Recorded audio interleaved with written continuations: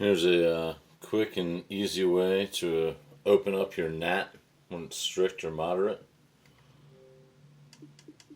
Hit the start button, go to settings, open it up. You're going to go into your network, look for test multiplayer connection. It's going to run for a second. It should tell you you're all good, but you probably have a moderate or strict NAT. The quick and easy fix for it is you're going to hold down both triggers and both bumpers at the same time at the "It's All Good" screen.